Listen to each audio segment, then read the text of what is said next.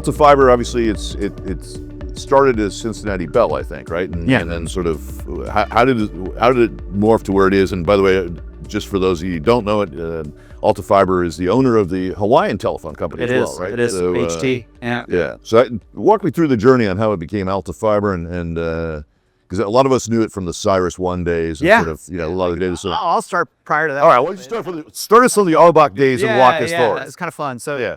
So when I've been with the company for I'm coming up to 25 years. Oh wow. But it doesn't. Lots or anything like that? No. Well, I should ask for that. It doesn't seem like it's been with one company though. So when I started, we had just come out of what was a potential acquisition of what they called Broadwing. That was a long haul network that was, ill-fated timing and ill-fated execution led to a divestiture and almost a bankruptcy here. And I started with the company just after that. So the company wasn't in good standing at the time when I It was started. right at the Telecom. So This is about 2001. Oh wow, right. So right at the center of the Exactly, like right, and then that's why I say unfortunate timing, right? Yeah, well, Good ideas, yeah, but unfortunate timing.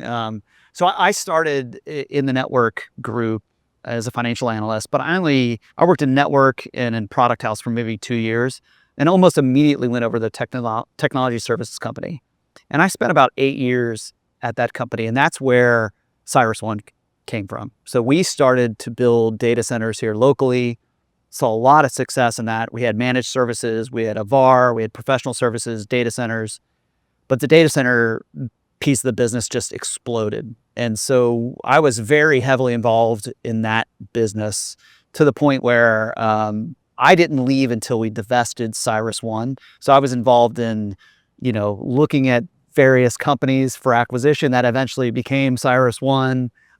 Met Dave Ferdman and those guys down in Texas, ended up getting along with them really well, combining the companies, but decided that I had a few opportunities. So I was asked to come work in corporate. So I my journey through this company was really, I started in effectively IT services and then went to corporate. And then when I went to corporate, you think about that happening. What was happening at the time was we were divesting a major part of the business. A lot of our value as a public company was sort of absorbed in this entity that we owned that was separate from us. And we were trying to figure out, what do you do with the telephone company, right? And I kind of found that exciting, right? Like, how do you transform this legacy business into something in the future? And so I was very, very heavily involved in the running of kind of cases on strategy, and what we ended up really landing on. And we get a lot of credit for being sort of on the forefront of fiber, but honestly, where that came from was we were running business cases on like what the future looks like, and a lot of people weren't investing as heavily because you were the argument was you were cannibalizing yourself. Yep. And we got that, but we ran different math, and the different math we ran was we built basically the business of the future. Yep. And we basically compared NPVs and said, this is the outcomes. We've just ran game theory. These are the outcomes of this business. Yep. And effectively, we went to the board, and it was the newer CEO at the time, who ended up being my boss when I became CFO. But I was a VP in finance at the time for him, and we sat in front of the board and we said, look, if we don't reinvest in ourselves, we have debt stacks coming due in 5-6 years. We will not be able to finance. Yep. And we will be bankrupt. Yep. And here's why. And we just put all these NPVs together and said, and the board decided, let's take the money from CyrusOne and let's reinvest it into fiber, right? And so that kind of started our fiber journey. From there, I became CFO almost kind of immediately after that. And I worked with the CEO at the time, Ted, and we really started that journey. And then when he decided to retire, I was fortunate enough to sort of tagged on to this job. And we were already sort of on our journey to transformation. And honestly, that journey is what led us to, it's either, I hate to say it, it's either bankruptcy or investment. Yeah. And it's that simple. It was, these are the two alternatives in the future. So our innovation and investment and where we are today really came from those two basic questions, right? Do we want to be bankrupt, or do we want to have some shot at a future, right? And so that's sort of what led us here. And then when I became CEO, I had a whole sort of strategy on simplification. We still had an IT services company. We had just divested a wireless company. I had heard loud and clear when we were a public company from investors, you're too complicated, right? And so whether you're public or private, you know, you're still serving investors. That's a thing, right? So when we took the company private and I was in discussions with Macquarie, from day one, we talked about simplification. Like, we need to simplify this business. We need to get back to its core. We need to invest more. We need to transform the infrastructure and really turn this into a fiber pure play. It's going to take us a while, right? But we have all the components. And honestly, from where our debt was sitting, we didn't need that much to kind of kickstart us in that direction. And that's really what they did for us. So they kickstarted us in that direction. And then back to the name, at some point when you get to a place where you're mainly fiber, which we were in the Midwest, and you're expanding outside of your traditional footprint, we just felt like we weren't Bell anymore. We weren't Cincinnati Bell. We were something very different, and the name and brand had to represent that, right? And so that's sort of why at the time we decided it's time to change the name. It's time to really, and you know, like as you can imagine, when you're a 150-year-old company, I got a lot of pushback on the name change. You know, I had people say, you know, I'm never going to call you that new name. And my response was, I'm okay with that, right? Because I'm not changing it for you. I'm changing it for your kids and your grandkids. You don't change something for that point in time. I was changing it for 5, 10 years from now. When we truly are something incredibly different, our brand needed to represent that new something, right? And so that's where the name change came from in the evolution. And then, as you mentioned, HT is a part of that. Really, the theory behind HT was isolated ILEC. We were effectively 5 years operationally in front of them. We sort of had a crystal ball on what we could do in the Midwest and apply it to them. We knew it was going to be a longer journey, but we knew ultimately, to be successful, we needed to apply what we did here, and then there would never be more than one competitor. Right? And so we would have effectively a duopoly in the state of Hawaii, where at the time when we acquired them, I think we had less than 20% market share. And so that was the idea with Hawaii, was let's take what we know here in the Midwest and apply it there, integrate the two, and become a larger platform. And that's effectively what we've done. It's amazing. I think if I look at it, you're probably it's a pretty short list of players that have actually gone through, they've taken what were Arbach assets and turned them into actually something that's still very functional. Without selling off. And very healthy too. I know you look at, I'm not going to point any names, but a lot of them have just sold off their assets to stay alive, to pay down debt, but they're constantly chasing the debt man. No, you've done a fantastic job in terms of turning the corner on and I think sometimes it's about also looking at where the growth is, right? So it's, instead of this easy strategy sometimes, which is to cut your way in, but reality is it doesn't work that way. It's a short-term focus, right? You never get there. 100%. And I say that to people in our industry, and because we've had to do that to survive, like cutting costs is like a superpower, right? But that you can't sustain yourself long-term by cutting costs, right? You have to grow, you have to reinvest in yourself. And our whole model has been over the last, and the 8-9 years I've been CEO has been, you have to invest in yourself enough to where you have a self-sustaining cash model. Right. And honestly, that's where the private investors really helped us, because we wouldn't have been able to do what we've done as a public company. Right. And the reason being, and we had very supportive investors, but you get to a point where it's not even the debt markets, it's not the equity markets, it's the rating agencies that come and look at you and say, you're too risky. If you pass this, I'm going to change your rating, which makes debt more expensive, which then this huge negative cycle on your capital structure, which then makes the transformation even that much harder, right? And that's what we were faced. We were faced like, Anton still jokes, one of the first meetings he and I had together, he sat down with me and he said, hey, how do you determine how much capital you spend in fiber for the next year? I say, well, we calculate, we're very good at forecasting, very financially mature. We take what our forecasted EBIT is and we build in enough capital to where we have $1 of positive cash flow. And he still jokes about it. He's like, and I said, that was the reality we're living in, because we knew we had a leverage ceiling that we knew if we started going too much over that, the rating agencies would downgrade us, and that would just send us into a spiral we didn't want to go into. No, it is amazing. And it's, you're in the hands of a few analysts that can decide, right. Up or down. But the irony of it, look how successful we've been with a little bit of infusion, right? And it wasn't even major. It's not like they came in and they had to, pour in $5 billion, right? A little bit of infusion and a little bit of like gasoline on us. And we've been able to basically go like that, right? And so it just shows what, look, the industry is capable of doing with the right focus and the right, support behind it. Yeah, and I think one of the things that you've done is you're not a cable TV operator, but you really are a cable TV operator in the sense that streaming has come to you, right? So it's and so that's sort of floated a lot of the ships. I mean, and that's a good thing, and probably is a very sustainable model for a long period, at least for the next, I would say, 4 or 5 years. But what do you think about all this new stuff, like the artificial intelligence, people starting to build even bigger the consumers are starting to use some of these more powerful tools. You think that's going to have an impact down the road, and does that change how you think about networks, or do you think it's still the same strategy you've been really looking at for the last few years?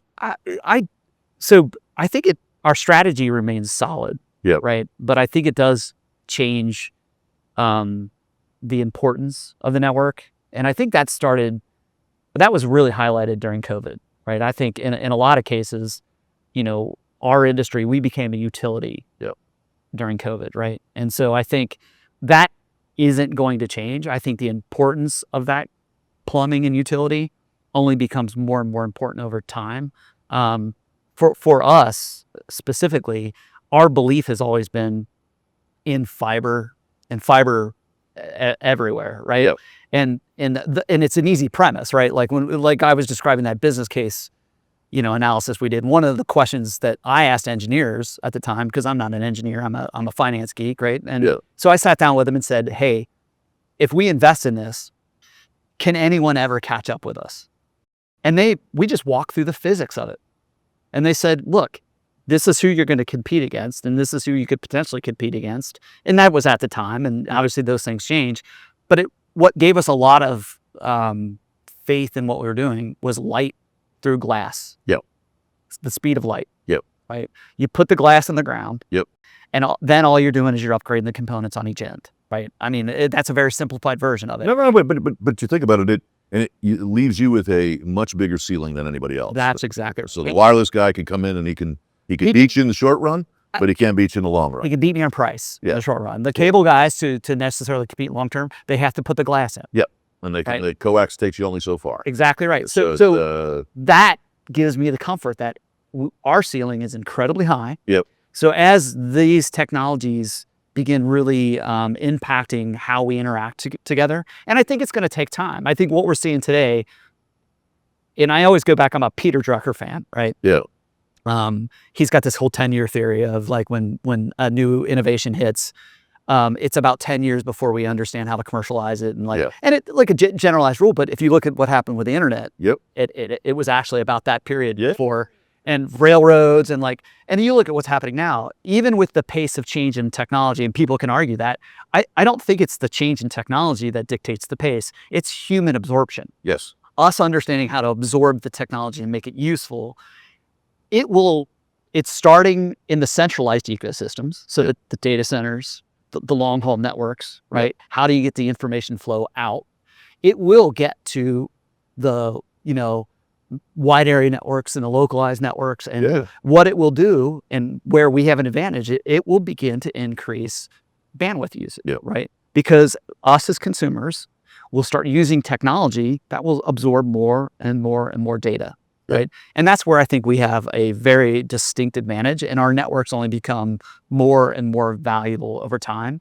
And our goal is by the end of next year, we should have most of our traditional footprint replaced with fiber. And then it's becoming, continued network transformation to get the old stuff out. And then what we're left with is truly a fiber network that we're expanding thoughtfully into the ecosystem. And maybe we become a platform, and maybe we absorb others because we've proven we can, right? Maybe we absorb others, but we can grow ourselves as this platform, and that platform just becomes more and more valuable over time. So talk to me about Hawaii, just because Hawaii is important to a lot of the PTC, a lot of the island guys that come and what have you learned in the Hawaii context? Obviously, it's not the Midwest. It's not all domestic fiber. You have submarine fiber. You have islands. You have tourism is probably your biggest industry, as opposed to traditional sort of manufacturing. Manufactured brick and mortar type stuff. So you're dealing with you got the government and tourism, right? And the cycles that go with it too, right? Which can cause these sort of massive up and down swings, right, to the business, right? Which is so how's that? How have you been managing that, and how you been? It's a great question. So I've always been a big fan of looking at distinct geographies distinctly, right? Like when you take a broad brush approach to things, it typically doesn't work. So we were fortunate in our kind of thought process early on to say, let's learn and understand it first, and let's not assume we understand what that environment's like. We understand networking, but let's not assume we understand what the environment looks like. And so we did take our time initially with Hawaii until we got an understanding what that ecosystem looked like. But at the end of the day, it really comes down to building the solid network across the state. Yeah. Right. And the really cool thing about Hawaii is it will be the first state in the United States with full fiber coverage across the entire state. And I don't know that there's another state that will come close to it. Yeah. Right. Being the second. Right. Yeah. I mean, when we're done next year, every home and every island that wants it, that's reasonable, right? Reasonable build that we can't get subsidy for, will have access to fiber. Yeah. Every business will have access to fiber. And so for me, that was a key part of the transition. They were suffering like any traditional telco was suffering, right? Like declining revenue streams. We need, the powder to invest. They weren't getting the powder to invest from the public markets. They were a smaller version of what we were, right? Yep. And so we truly were able to apply what we knew in the Midwest, and it has worked in Hawaii. And we're seeing the same type of results. We knew from 10% fiber to 50% fiber, it's going to feel like this. From 50% to 70, it's going to feel a little different. Yeah. From 70 to 100, it's going to feel a lot different, right? Yeah. There's momentum swings in the business, and we're actually seeing that. Yeah.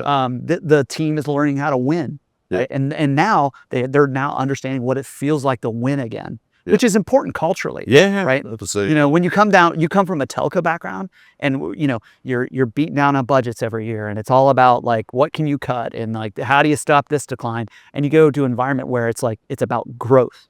Yep. And growth is winning, right? They're now feeling it and seeing it, and you kind of seeing it in the people.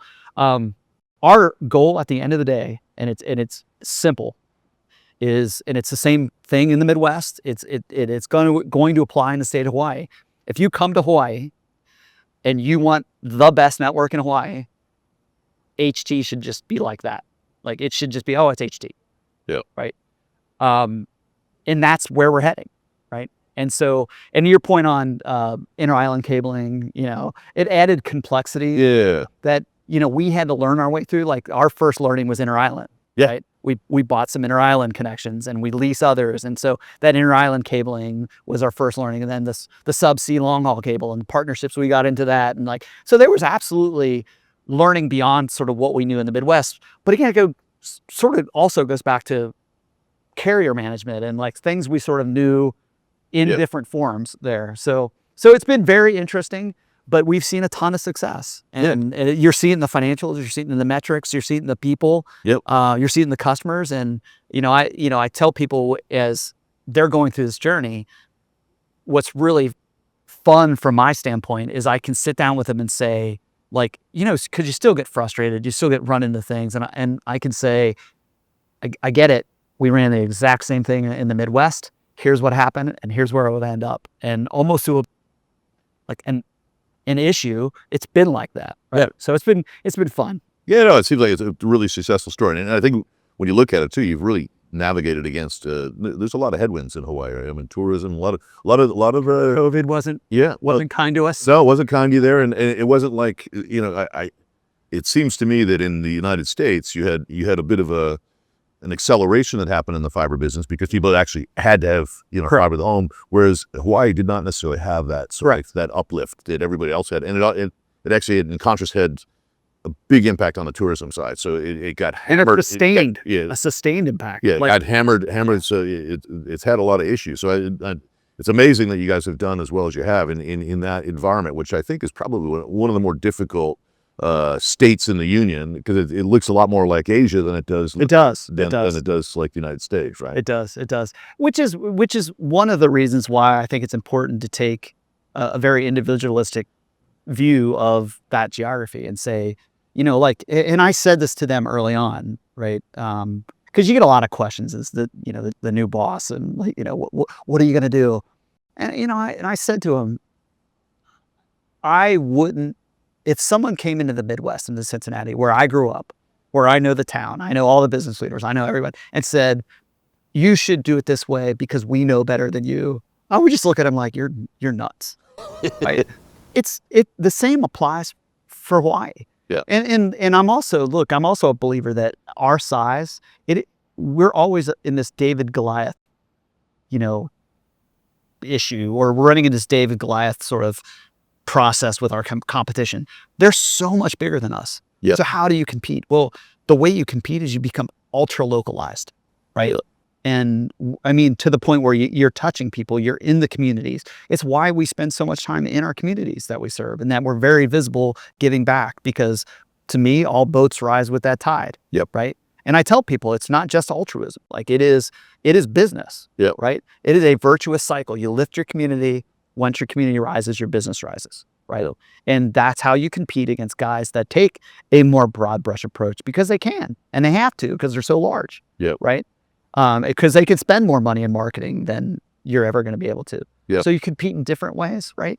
We've seen that also, and they've been very good about like latching onto that, and honestly, then individualizing it for that market, right? Yep. Which is really fun to see too, right? Yeah. So it's been great. It's been.